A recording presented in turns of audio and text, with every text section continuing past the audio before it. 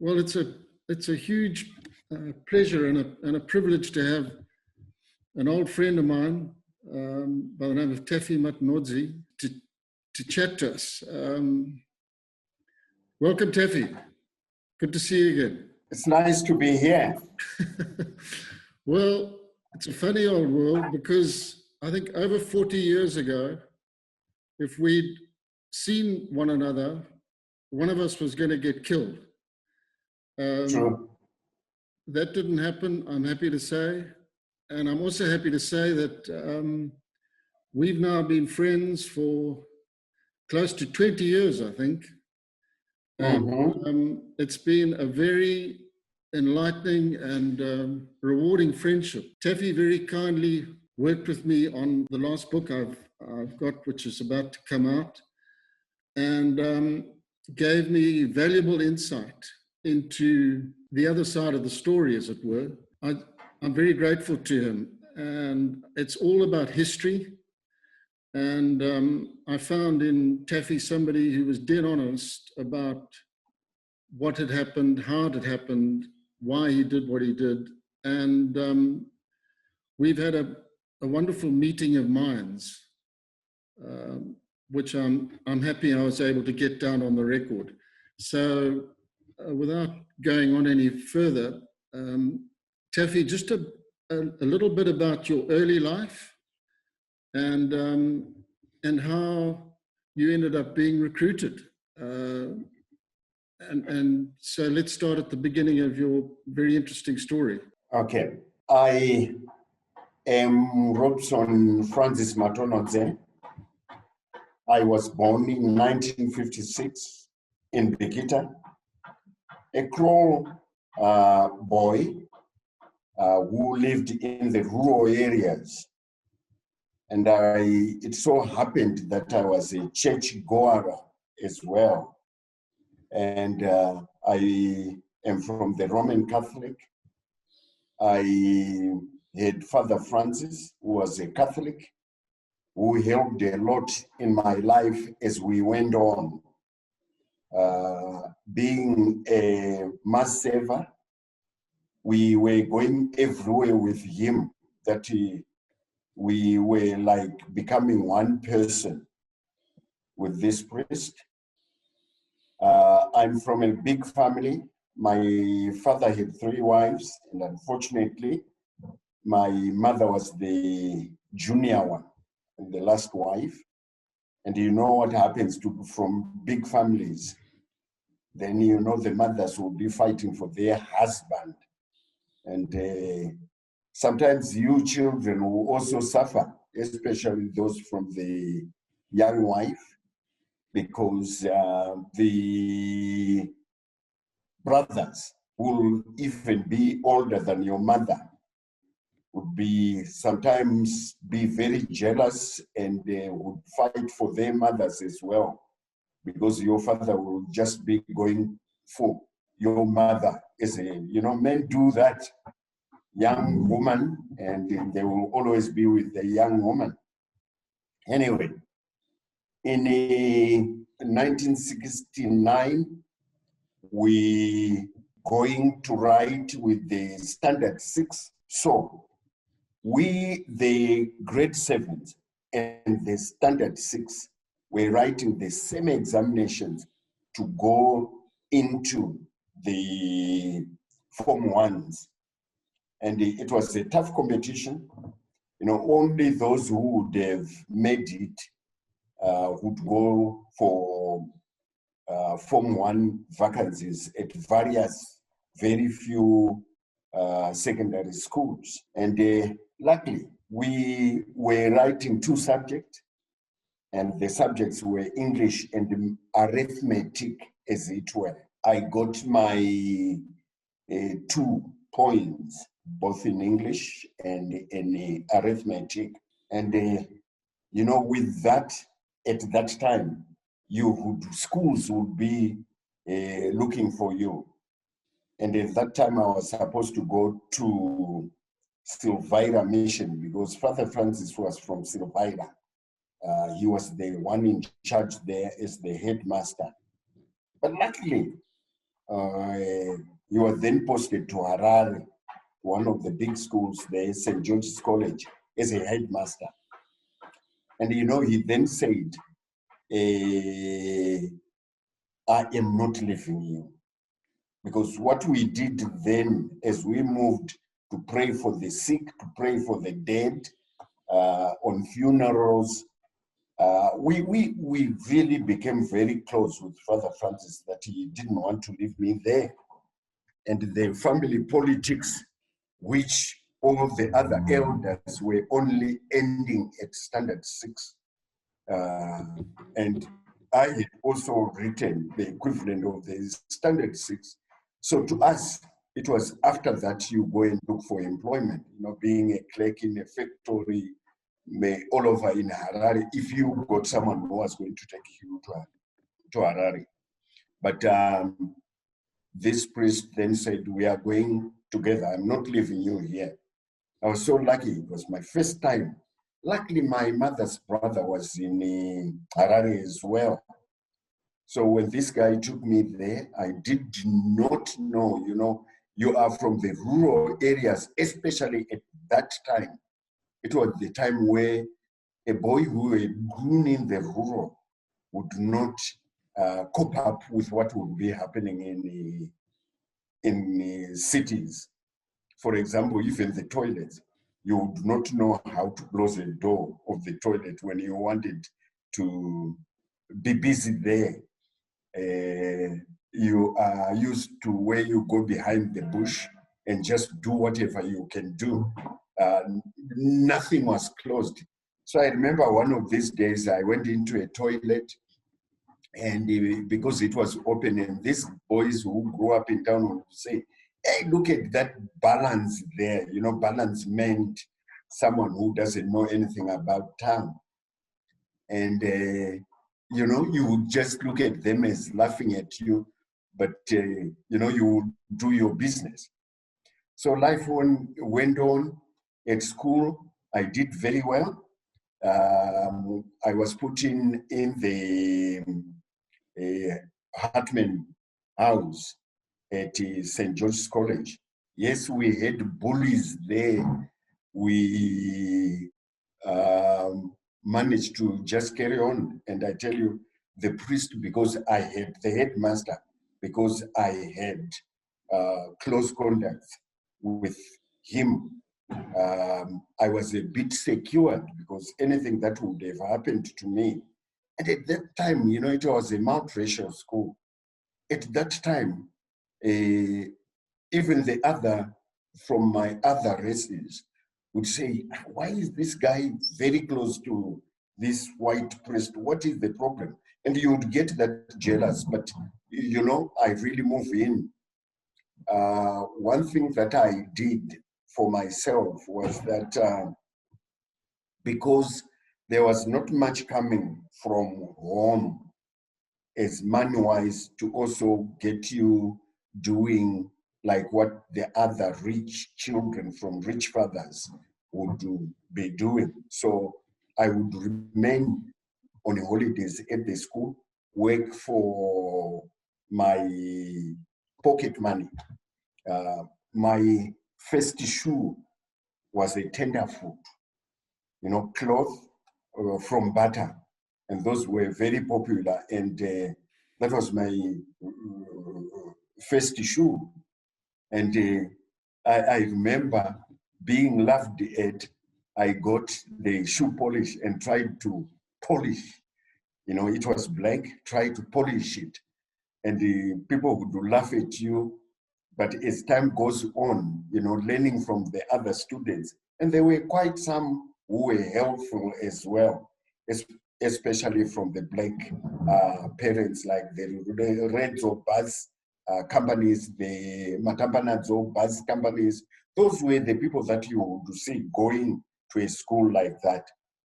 And you would have some other blacks from Malawi, Zambia, Botswana coming to the same school. So they would talk what was happening in those countries. And we would say, Jesus, so is this country going to be like those countries where, for example, you know, you are a young man, you see girls up and down, and you would say, you know, it was something that you would be very interested in. Will I one of these days get a girlfriend, a white girlfriend? You know, they would say in their country, they would do it. And, you know, that young discussion of young people. And it was becoming very interesting that countries that borders are independent. What is wrong with this country, Rhodesia? What is the problem? You know, things were good there. Towns were immaculately clean. And, you know, you would sometimes see pictures from their countries, especially these from these neighboring countries who had attained their independence. You know, you say, is this your town? Why is that? Is it not even like this country where we are still on colonized, but it's much, much better than those countries that you are talking about. And you would want to understand what they meant by that independence. So we go on, we concentrate on books. Yes, here and there you had racial schools. And, you know, one would just, I remember Father Francis saying to me, the headmaster saying to me, you know what, you have come here to do your education. So your education first. And then all these other things that other people are talking about, forget about them. So Taffy, there was you were exposed to a lot of different political influences, basically. A lot of different input, which got you thinking. And then tell us about the outing to the wimpy, which turned into This was now in 1974, when I was now doing the O-levels, and we had not written the exams. So in about June, July, we then said with our friends, let's go to town. We had our blazers, and we were 5 of us, 2 blacks and 3 white guys. So we went to the wimpy in First Street near Woolworth, and we took our chairs. We sat on our chairs, and these guys, you know, we were even talking about that. Hey, when I grow up, I just want to buy a motorbike. Hey, I have seen some guys that are black suits, leather. Those are very nice. And unfortunately, the guys arrived. And they could not find somewhere to sit. And of our group of 5, the table was of 4. I got somewhere to sit. And the other guy was just standing.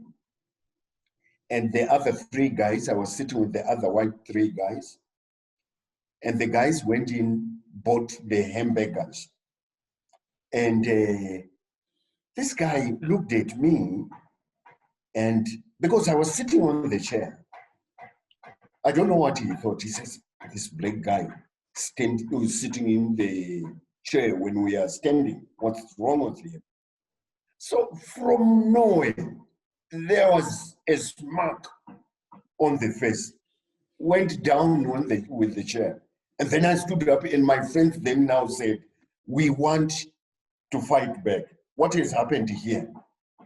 And there was that tussle. These wanted to fight these guys who had beaten me. What then worried me was when the police came, instead of getting the people who started the fight, I was the one taken, put in the van, straight to Matapi and locked up.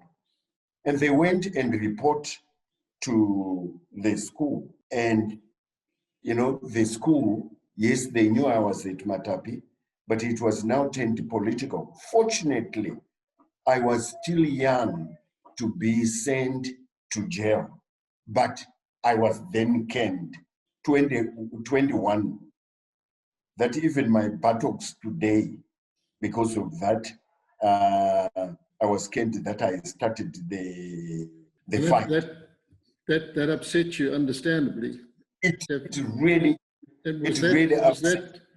Was that the sort of pivotal event that made you decide you were going to go in a different direction? Well, as towards that incident, we had people like Mr. Austin Mapamba. I don't know what happened to him. We eventually crossed together. I was calling that guy my mentor, because every time he was living in the hostels at Shawasha hostels, this guy, and he was in the UANC of Musoriwa. At that time, we did not know of any other political party.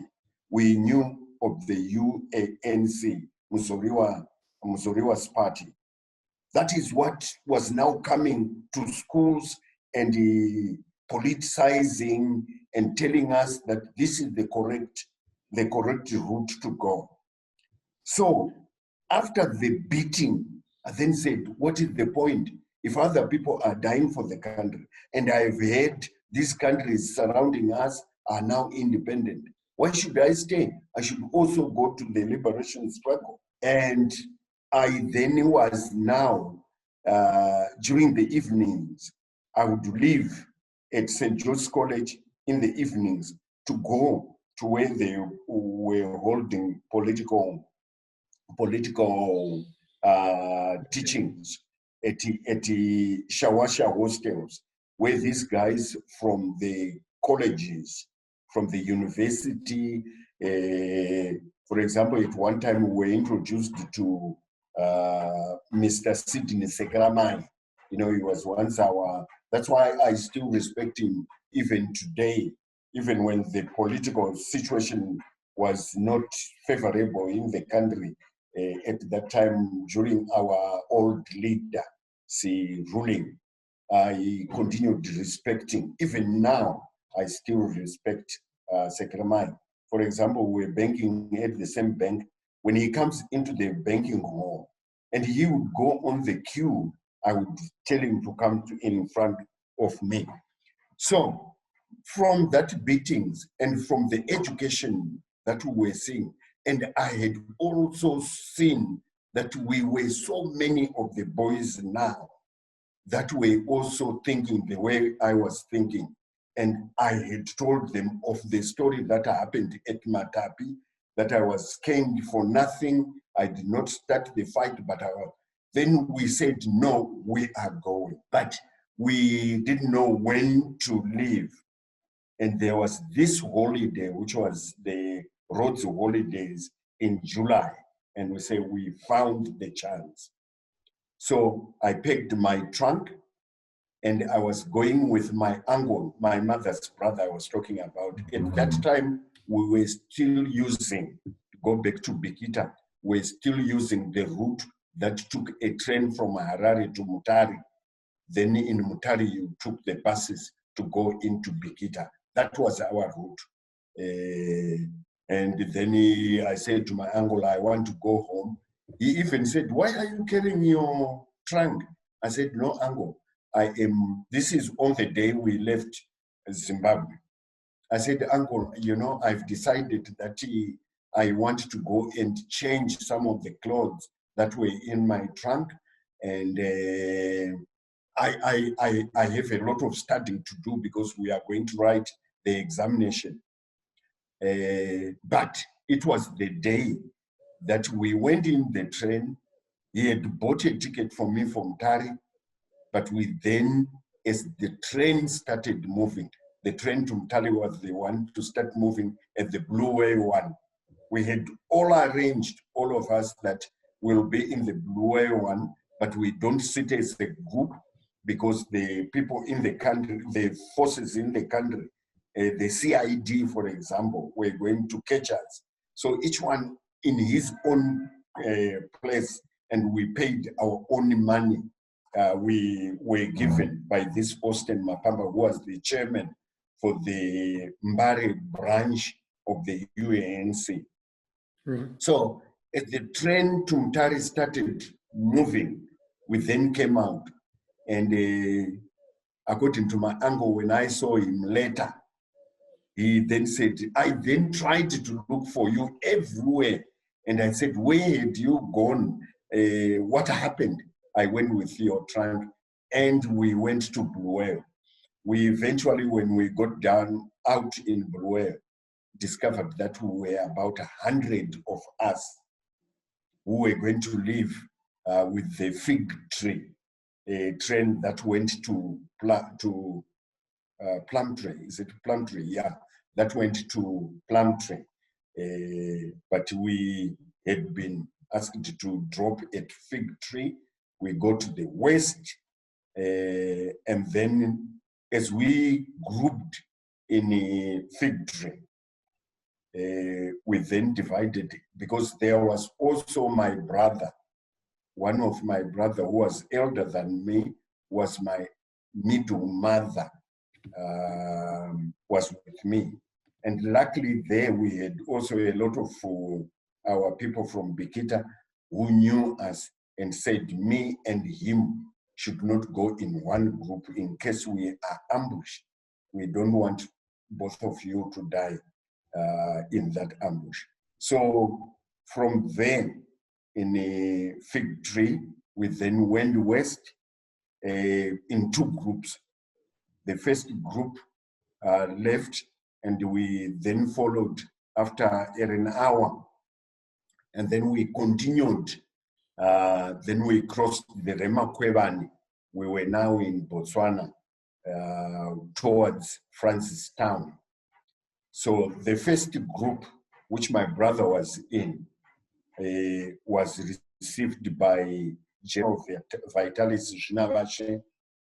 And I think this guy from Ethan Doe, who was from ZIPRA, heard that they are quite a number, because I think at that time that was a major, big group that crossed into the countries to go for the liberation struggle. When we also arrived, we were now received by Ethan Due, who was from ZIPRA. To us, we did not know there were these groupings. We thought we were still as one group. And then there we were, I think, for safekeeping, because the Rhodesians had started, going into other countries, neighboring countries, where the people were crossing the borders. into those countries and hitting them in places where they would be kept by the host countries. So when we were put in jail in Francistown, we started thinking, but how can we come from home volunteering to go for a liberation struggle? Now we are ending up in prison. What is happening? But it was for safekeeping. So for 3 days, they were doing our documents. And that's where I changed from Robson Francis Matonhodze, leaving my documents. And we had juvenile certificates, not IDs, and my school certificate, it also remained there. That was the end of it. We never found them again. That day when we finished our names re-recorded, that's when I became Namo Tafirenyika as my new name.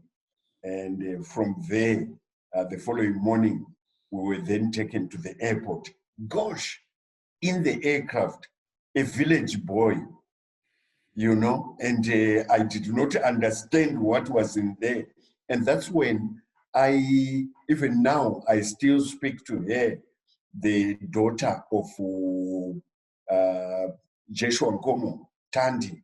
We were in the same place, the same plane to Zambia with her.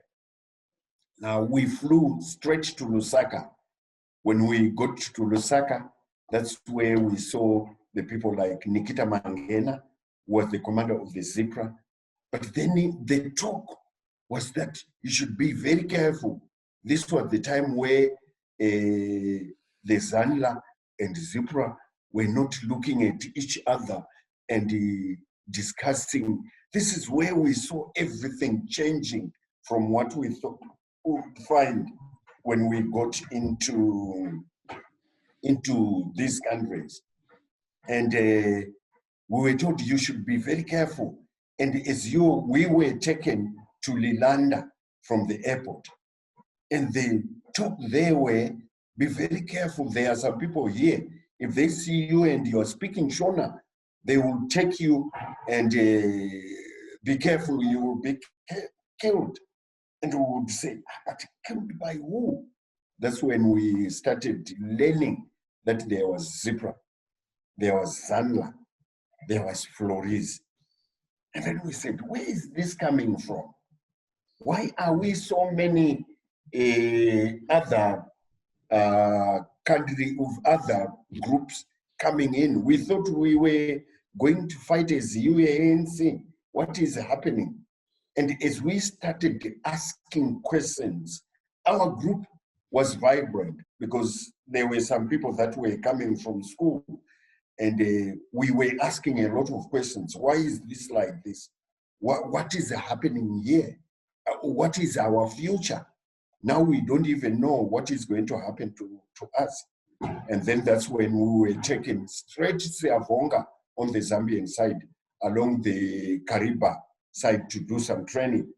And that's really where we started. Early in the morning, you would wake up running up and down, singing and orientation of what we have come for.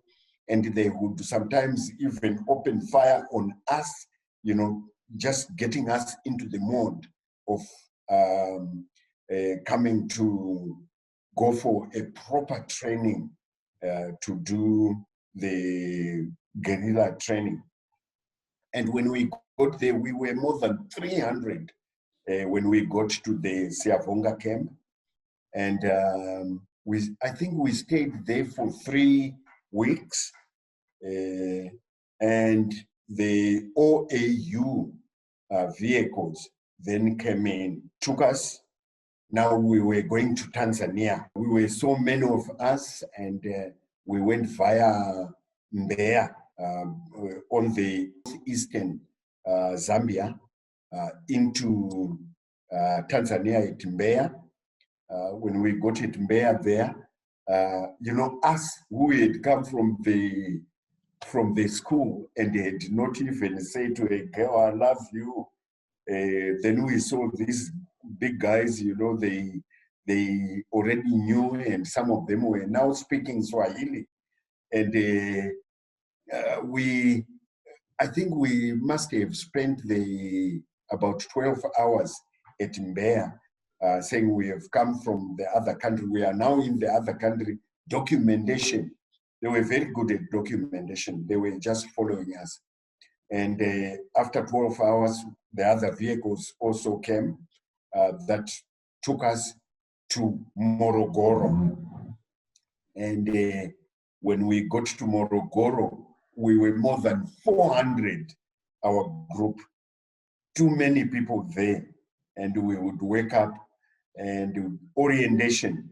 That's where we saw for us in the ZIPRA side, we saw the Russians, the Ghanaians, and I think they were the Ghanaians and the Tanzanians introduced to us, and we were told, you are now, you guys, starting to do the training which you came for, so that you are also going to be independent as other countries, Uganda, Tanzania, where we are, Zambia, and all these other countries.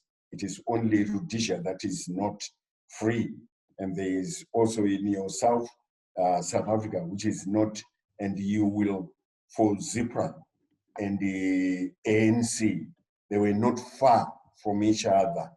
But we were warned about the Zanda. But we, as Shonans, were saying, but what is happening? I remember we even asked as a group of the Shonans, saying, but we are here. Why is that there are no Shonans instructors at Morogoro? What is happening? But you know, training was very interesting. I tell you, we were trained. The training was thorough. The ZIPRA was really getting especially our group in 1974. We were being trained, proper training, and we were enjoying it. But this tribal thing was the one that we're worrying. And in my group, my mentor, the one I was talking about, Mapamba, Austin Mapamba, was still with me there. And we would ask, what is happening? Why is Austin Mapamba, who also came from Chiwi in Masvingo? And we would discuss seriously, but not wanting to be heard by the Ndebele instructors. I said, why is that there are no Shona instructors here? What is happening? And then it was now coming out that ZIPRA is there, but it was difficult for them to also convince us why there were no Shona instructors among the instructors. But then they would say the vice president was Mr. Chinamano, who is Shona, and Joshua Ngomo there.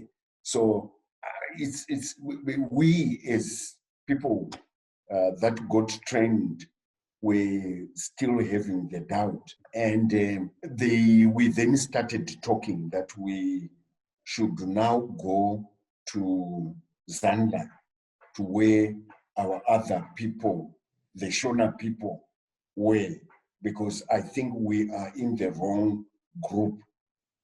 So only the Shona discussed about that. And we were told that the Shona camps were in Iringa in Tanzania. So if we go there, we are going to be with our Shona people. So determined, that evening, all Shonas in that group, up to about 50, 60, were in that 400 group, decided to go to the Shona And then the Tanzanian army then had roadblocks because the way they had gone out, that people have left the camp at Morogoro and some are going to Iringa.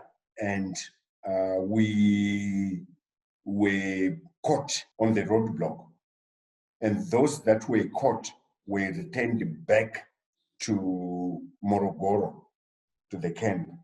But before they put us to the group, they had put us in the prison to find out what would have been wrong. And we also told them the problems that we had was that we were there without the Shona instructors, which was very clear with them. And they then said, you guys, you don't know, we are fighting for the one country. Even the ZIPRA, the Floris are fighting for one country. And it's just Zimbabwe that all of us are fighting for. So there is no need for you guys to say, we're going to there. These things are going to be corrected. So let's do this fighting together. So we understood it. We even ended up saying, why should we go away? Let's stay with this grouping. And we stayed with them. At Morogoro, we had been trained as commandos for reconnaissance, classical warfare, in case we take the country and we want to, we are not going to retrain you again. We'll just go into a regular force and the guerrilla warfare. The guerrilla warfare, which was supposed to be doing the fighting until we go into classical fighting. We thought it was going to go there when we went back to Rhodesia. So in December of 1974, we had finished that training. So we were taken back to Zambia into groups, and we were made 4 companies. But my company, which I was in charge with, was deployed into the Bumi Hill areas. And Richard Mataure's company was also deployed into the Binga area. And then on the Victoria Falls area, another company was there. Taffy, just tell us about how you were deployed, how you crossed into Rhodesia, and how big your group was, and what your orders were, what your instructions were once you were in the country. My group was 32, and that was taken as special reconnaissance group. And we crossed at Chipepo on the Zambian side, at the widest point of Kariba, going straight to Bumi Hills. And we had the rubber dinges, but they had also a motor, an engine. We, on the Zambian side, would start that engine up to where the imaginary boundary to go across. Then we would be rowing so that the engine, because Kariba Amphibious Squadron was also doing the patrols, with the night goggles. And we then rolled. We had a lot of supplies. We then went into a place in the peninsula there when we crossed, then took our equipment, including weapons, and we dug an arms cache where we hid our resupplies. It was quite a lot of resupply, which we hid there. And then the group of 15, the following afternoon, because there was nothing, there were no people there.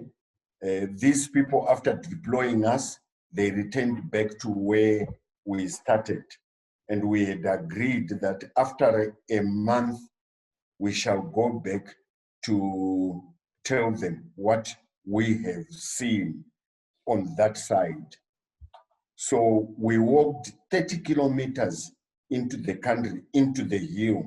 Those hills were Mapongora hills. And, you know, we were seeing the Tonga people, and Tonga people were very difficult people because unlike other areas, yes, we had an interpreter, Comrade Shumba, who knew the Tonga language. He was the one approaching the Tongas, and we moved very well into the Mapongora people, where we saw in Mapongora, there were also some Nordic people there. You know, these guys with like 2 fingers on their feet, but they were still putting in the leather in the front and at the back. That was it, but otherwise they were all did not have anything covering their bodies. And the girls there would just wrap on their breasts, and the mothers, you would see everything on them, but of course having those proper rope skirts. Those are the people we saw in Mapongora. But what was very difficult there was that they were not forthcoming to give you, because we had gone to also look at, are they able to support you if we had come as a larger group? That was the first reconnaissance we went to find out. And in my group, I then selected 7 of us to, after a month, to go back to Chipepo to just go and brief what we had seen. And this was now in 1975, January, February, thereabout. So we went to the same place of deployment. We're lucky that time, and we managed to brief on the Zambia, the 7 of us who crossed. They really came to collect us. And we still had, at that time, our radios were still working. You know, we had those Russian radios where we used the crank to charge the batteries. And you would come in and say, we are ready for collection. Can you come and pick us up? And I think this is where the Rhodesians suspected, because we were lucky to be picked up. We rolled back where we thought we are in the Zambian side, and then we crossed like we did as we came in. So we were now on the Zambian. There was a camp which was later attacked, the camp in Chipepo when the Rhodesians did the incursions, but we had moved into Rhodesia again, where we had, as we were moving, we then had a punch-up where I think the Rhodesian had discovered, as we were about to go onto the Rhodesian side, they hit our canoe. The rubber dinghy was hit, and everything we had went down, including the weapons we had carried again. This was the second deployment now, after our briefing of what the area would, they would decide we get if we deploy a bigger group. So the 7 people went to Zambia, briefed Zambia, and came back as we were coming for the second deployment. That's when we had the first punch-up. We were just lucky. Crocodiles did not chew us. And all of the 7, luckily, because we now knew where we had to put our arms cache. And we went there. All of us had our weapon down as the rubber dinghy collapsed. And our training, as I told you, in Tanzania, there was a dam that we were doing all this swimming, and so that is what saved a lot of people. But 7 of us, we survived. We went to the arms cache, we redressed, rearmed, and then we walked straight back to Mapongola, where we then got to Mapongola and then briefed those who had remained with the camp that we have now been told to reconnoiter further into Gokwe area. So we said, okay, that's fine. So let's now go and get from our arms cache. And I think the Rhodesian, I don't know, but according to Pete Clemens, whom I later on, when I was then captured, discussed a lot that operation on our second incursion, that they had not found the arms cache, but they had even heard that the crossing point had changed to the place we were now crossing.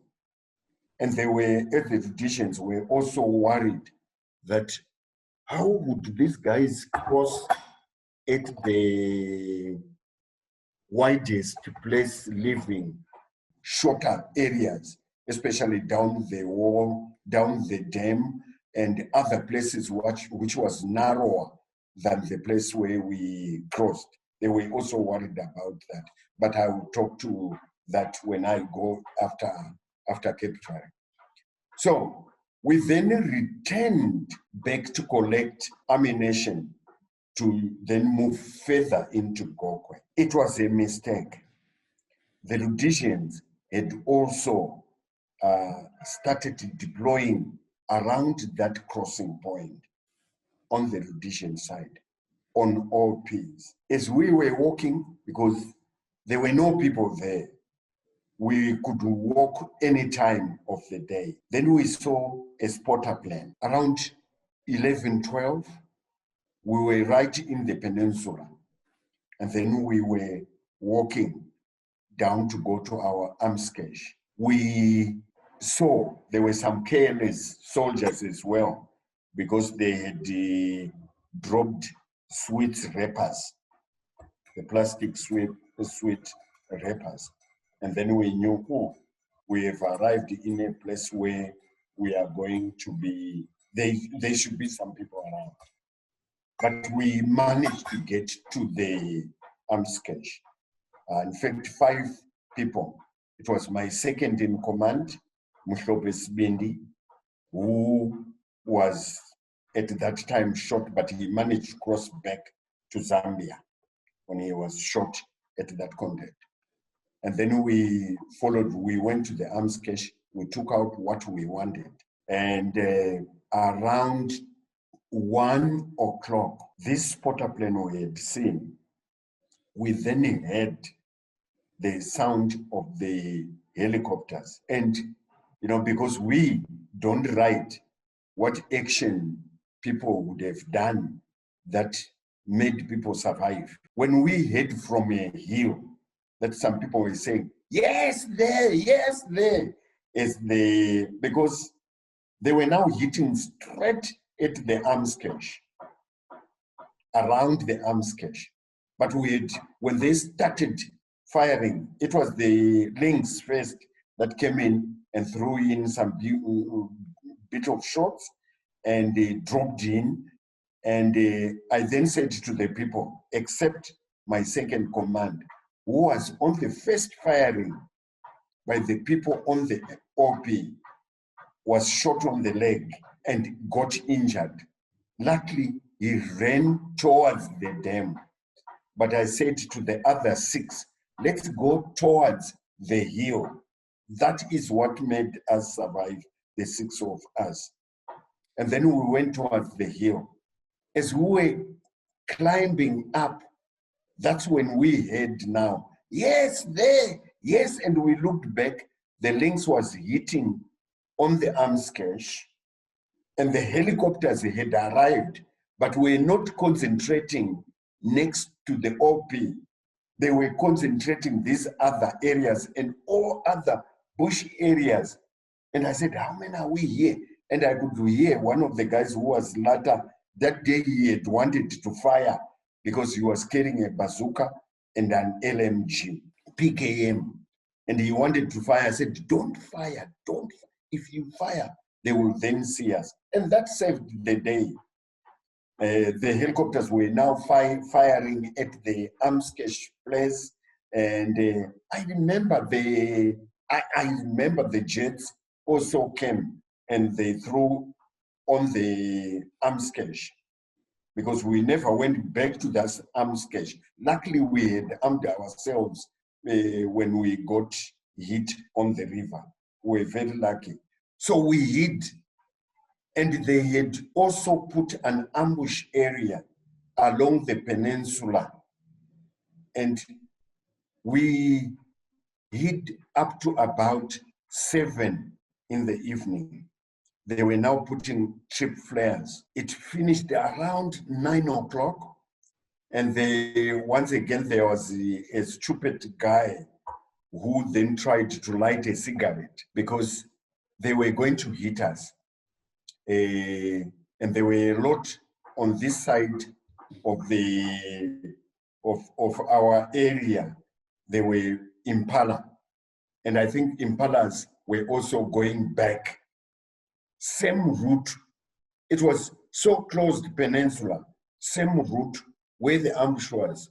And when this guy lit a cigarette he had his basha, you know, those tents we used to roll and make the tents during some rainy season.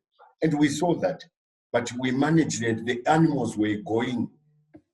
All of the 7 guys, the 6 guys managed to cross with the animals, and we were already on the other side. And then we walked back to Mapongola. And we got to Mapongola, we joined the group. Only 1 guy was missing. And all of us at that time thought he was killed because we didn't know he managed. How he managed, we never discussed. He even went up to buy, he was a sergeant now at Nyanga training some soldier. I did not really sit down to discuss how he managed to cross that time. But he had already told me how he got injured.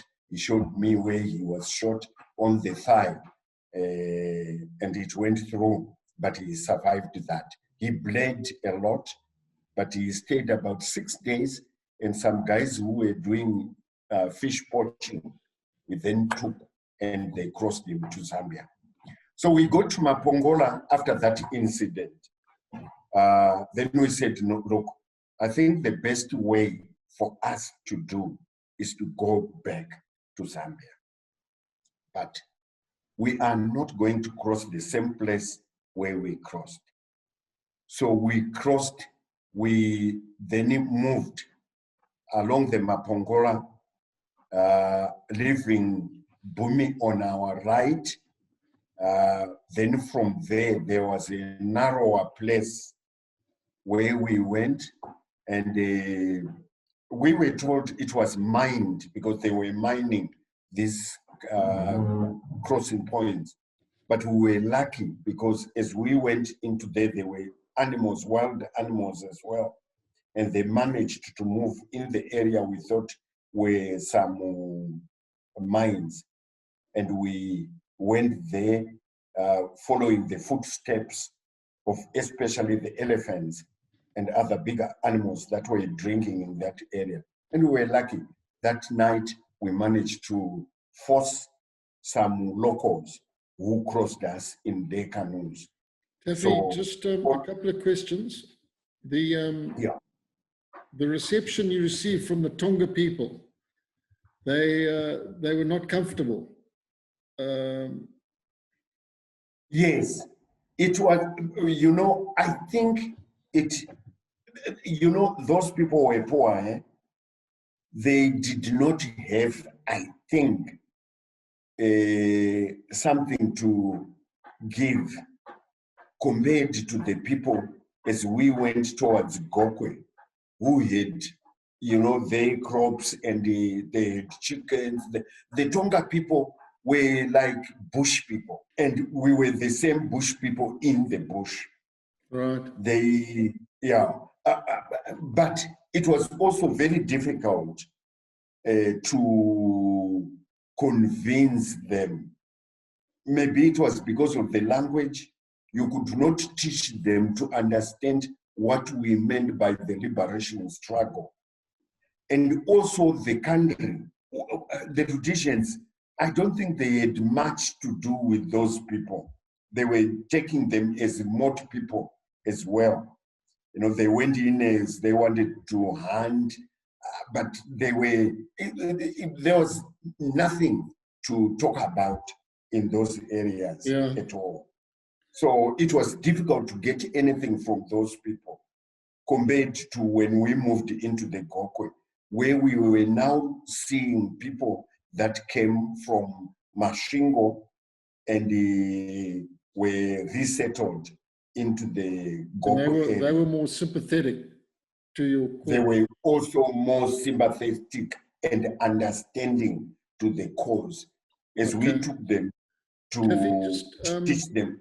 You were spending a lot of time in the wilderness areas there, where there's a lot of game and wild animals. Did you have any problems with elephant? No, not at all. You know, elephant at that time were so friendly. They would come into the camp. You know, in the camp, we would just, between the two rocks, one would sleep there, and it would come and eat around and even pass around. We had no problems with that. And these mosquitoes, you know, we were in this, even snakes, where we would see snakes, but we had no problems. We only had one problem with the cows of a lion, when the cows wanted to follow us. But I think it was also very full, because although it indicated that we're going to be in trouble, it really did not charge on us. But I tell you, animals, who were like animals as well. We had no problems with these animals there. And our other problem was we also started shooting the impalas for meat. I remember this buffalo, because we were not hunters. And this is what even made them, some conducts that we had after the first conduct. We had gone for hunting and, well, not for hunting, we wanted meat. We had our rice, but we wanted meat. And we would just go out, shoot an impala, skin it, and eat the meat. Then one day a herd of buffalo came towards us, and these very fierce horns, and you know, we didn't know where to shoot.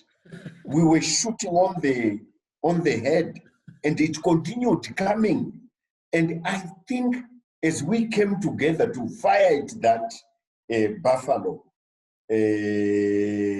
I think the bullet just went astray and then hit it where it dropped very few meters, 10 meters from one of the guys. It then went down. But as we were hitting on the head, it did not go down here.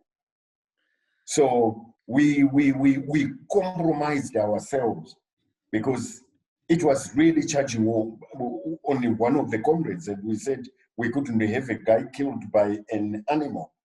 And we, all of us, and this is why the Rhodesian then started deploying. They knew the ZIPRA were in. And as you know, the Rhodesians were very scared of the ZIPRA. Anyway, we went and crossed after the contacts were too many now in the area. Aircraft firing, and then we said, no, guys, let's go back. We, once again, so for me, it was now the second crossing back to Chipepo, to our camp. And at that time, that camp had not been attacked. But on the second contact, our interpreter, Shumba, we could not see him. And even now, although I never saw him again, I still believe, because it was when we went to this camp second time to brief what was happening in Rhodesia, and that there was the deployment along the Kariba was not a good idea unless you give our people food. And it seems the Rhodesians now know that we are using that area, was that you cannot deploy a larger contingent along that area because they will not have support from the locals. And we then said, okay, now we are changing areas to deploy. Taffy, you went back to Zambia? Yeah, for the second time. And then tell us about your trip to the Soviet Union. Yeah, this is where I'm going to the Soviet Union. After returning for the second time, then you are now considered as seasoned. Every time in that camp where we went to at Siavongo to talk to the people, what was happening in front there and what enemy you were facing. You would go and talk to the people that would have crossed the country again to come for training before they went to Morogoro again for another training. From there, having had now about, I think, 4 contacts in the front, I was now selected to go for further training to Leningrad in Soviet. How long were you there for? I was there in Soviet for 3 months. And you were doing like an officer's course? I was doing like an officer's course. Before I went from there, when we came back, I then went for a proper officer's course at Militaires.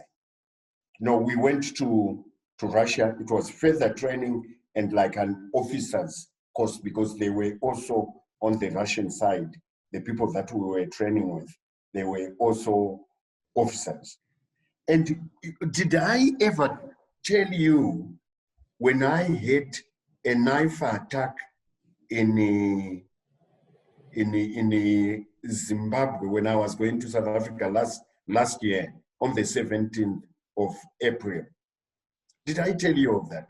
That when I came to while I'm working for this company now, that the guy who trained us at Morogoro, the Major Dako, was after our trainings, he then went back to Soviet Union, and he was lucky to be the agent for Nokia.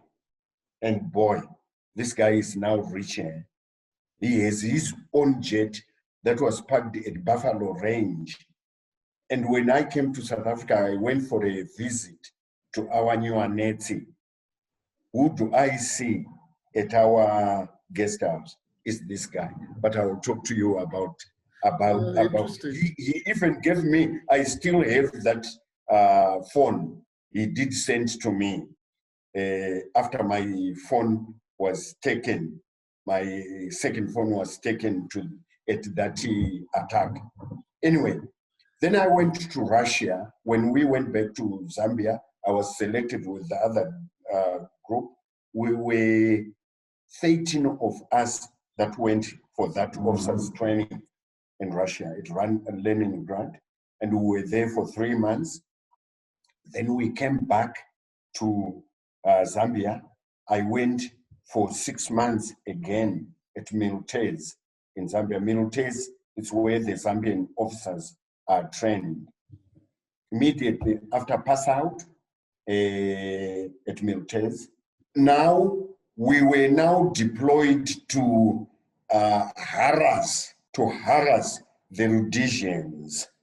And this is where our other group, because it was quite a larger group now, that went into the hills, who had that conduct. But your group was tasked with attacking Rhodesian vehicles and stuff on the roads. Yeah. Yes. And you were moving back towards Gokwe. We were now moving back towards Gokwe. When we had, and I think the Rhodesians had known that this group were now there, because aircraft activities were too many. And this is where I think our interpreter in that area, who knew the Zambian side camp, Chipepo, which was at that time after the Viscount was hit, there were so many incursions, even the Siavunga camp, where they received those who came from Zimbabwe and to do some orientation before they were sent to Morogoro. This is when the Rhodesians started attacking all those areas, and we suspect that Shumba must have been on the two contacts that we had, must have been captured, and he did the indications of all those other camps on the Zambian side. But us, we were now, after we had a lot of ambushes on the, that's why there was now a convoy. They were not traveling every time. And we once hit the convoy just before Karoi there on the Makuti side. We hit the convoy, but then yes, the Rhodesians were now deployed in full force. And then we decided, let's leave the highway because activities were too many. They were even doing the convoy at once with a helicopter on top to get the convoy across those areas and to move up to Kariba and even up to Chirundu. The helicopters will be coming. So we, after the Viscount was hit, we then decided, let's now go into the Gokwe area where we had reconnoitered and we determined or ascertained that the support by the local people was going to be there. And in my group, we were going to have a meeting with the other groups in this one area. And I am sure now that there could have been some mujibas or some of these conduct people that were conducted in Gokwe. You know, now Gokwe was different from the boom areas where you had people switched on. And I think they were also, as you know, a lot of soldiers came from Mashingo area. And these were the people from Bikita, Zaka, who then moved into the Gokwe. I think some of them who had relatives in military. This is just a thinking, not knowing is what really happened. We're going to have a very big meeting to say, okay, the Kariba area is now hot. Let's wait this incursion or deployments in the Kariba area for a while. Let them be operating there, the Rhodesians be operating there, and they don't find someone. So we now want to move Gokwe and towards the Kwekwes, the Kadomas, Chegutu, all those areas. Let's now move up to Salisbury. This is ourselves. I had a group that was operate around the Gabriel Mugabe area, you know, the Jimba. Okay. And then tell us about the events leading up to your capture. Yeah, that's where I'm going now. So as we had gathered to do this big meeting, and other guerrillas from other sectors were coming in. And I was there. I had grown hair. I was now the guy in charge of that area. If sellouts are there, our place where we were supposed to have our meeting with other guerrillas, we slept first light, and real first light. I tell you, Wessel, you have never seen anything like this. All those wounds that you know are with me. That's where they really did the whole damage. What was it? Lucky. It was a fire force attack. It was more than a fire force attack, because even the jets were involved. And that was that. They kept us, boy. Then they say when we went to I think it was a Gokwe, a special branch place. Then we were taken off the clothes. That's when they saw the shots on the chest, on the legs. And from there, I even fainted initially. And then I was taken straight to Bindura Fort. There was a fort, I think it was the Selous Scouts fort in Bindura, because I was then being treated there. I was a special terrorist, very special, because my Batman had revealed that I was the commander. And, oh my God, so that's when I saw people like McGuinness. I don't know if you knew a McGuinness at all. Yeah, McGuinness and Winston and Peter Wars. No, I then saw Van der Bijl at Kariba. You know, I was an interesting, as I said, very important. This is after I was treated at the hospital in Bindura. And then they had to put me with Van der Bijl when he went. I think it was Fothergill. He was on holiday. And it was very interesting talking to me. So this was after you'd recovered from your wounds, and you were being looked after. After, yes. And they were using you to show them your old positions.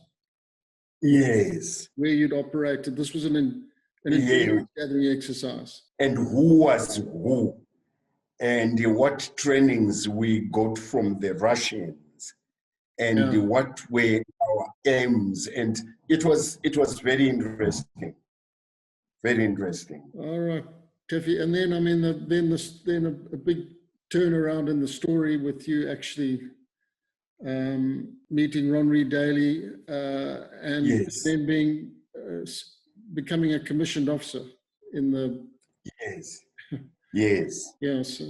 And now they were now saying, because that all happened in at the end of 1978, and when I tried to move back, in fact, because I was at the Selous Scouts camp, and that's where the paras are. And when Peter Walls, Lookout Masuku, and Rex were visiting all the camps, and Lookout Masuku saw me, and that's when he says, no, this guy must go again to the officers' course at Gweru. Now the BMAT was now in the country, and then I was made a commissioned officer again. And Lionel Dye came in, and I was one of the, I started as a second in command to a guy called Choruma Brigade. He died as a brigadier. And then I took over a company, 1 parachute battalion, and then worked with them. But Taffy, first time we met was with Ronry Daly, and he had a very decisive influence on your career, did he not? Exactly, exactly. He had. This is what made these other guys from my former side saying, no, no, no, no. I think he had come for guerrilla warfare as a sellout. You know what I mean? Yeah, he took a liking to you. He could see that you were a man of principle, I think, and he really changed your career path, didn't he? He was like my father. It's a funny story. Remember when we went into, and I remember sometimes when Ronnie used to say, Taffy, I would say, yeah. And people like Pete Clements and those guys who were in the Selous Scouts beat me saying, say, sir, say, share. And they are my very good friends now. I've looked, Pete Clements then owned what was called Amarind in Kariba. And Pete Clements was one of the trackers that that went for me. That went for me. I loved, you know, even today, Pete and my family are still a very good family member. Well, it's a wonderful story, Taffy, about old enemies finding a way getting together like that. To heal the war, I suppose, and build friendships. And it's a great example that I think more people need to follow. You know, in trying to get over conflict situations. True, true. But what hated me most is that my side, but it wasn't from the ZIPRA side, but on the Zanla side, who had not worked with me and denying that I should be accorded the war hero status because he was sent to the war by the Rhodesians. I can't, even today, I'm still saying, gosh, do they know what they are talking about? But they don't know. And you know where they trained as us? Never, they were never trained as us. So, but I'm quite happy with the life that I'm having now. Well, you worked hard for it, Taffy. Taffy, let's just finish off. You took over the parachute battalion from Lionel Dyke. And then you went to fight another war in the Congo. Then I went to fight a war in Mozambique first. Oh, yes. Where I was given this, where I was myself, Dudley Coventry, and Lionel Dyke were given this by the former president, the most popular Samora Machel, when we took over Gorongosa. Right. I went on top of Gorongosa and went with the wreck. 4 people went down, and we didn't know we were already in Dhlakama's camp. And boy, we were based at Villa, the commanders, Vitalis Zhinavashe was based at Villa Andrada. There was a serious punch up there. We nearly caught Dhlakama. His glasses, if he was a bit clever there, instead of sleeping in his room, he slept in his guard's room with a girl. And people just went in and went straight into the room, and we caught the guard, and he went away, motorbike. He was out of Gorongosa. And we thought we had story, Taffy. And then some people say you were actually probably one of the main players in saving Kinshasa from the rebels when the attack on Kabila. I went with the first troops. That's why I became Commander Francis Wakabila. And this girl who is in London now, I have a boy with her related to, you know, we are now related to the Kabilas through my son. We are. Yeah. We are. And, you know, when I went with Patrick Mavros to give a presentation to the Special Forces at the home of the Special Forces in London. Francis came to be with me, and that was after a very long time. He was now about he was now about 15, and now he is about 18 now. So he really liked his father. He's like me, and we are planning for him to come home next year. Fantastic, Taffy. Well, listen, thanks very, very much for your time, and what a fascinating life you've Thank led. you. And it's Thank you. it's a pleasure to have you as a friend, and thanks for all your help over the years. And I think there's a lot more to your story that needs to be recorded. But thanks, Taffy. When are you home? Yeah, hopefully When are you coming? I'll see you next year. Hopefully, early next year. I hope. All right. This time you are coming home. Yeah, I miss it.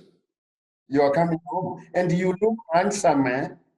You're looking after yourself very well. Thank you. Thanks, And Taffy. young, and maintain what you are doing now. You're looking handsome. You're looking young as well. Well, thanks, Taffy. Thanks very much, eh? I'll be in touch, eh? Thanks very much. We will.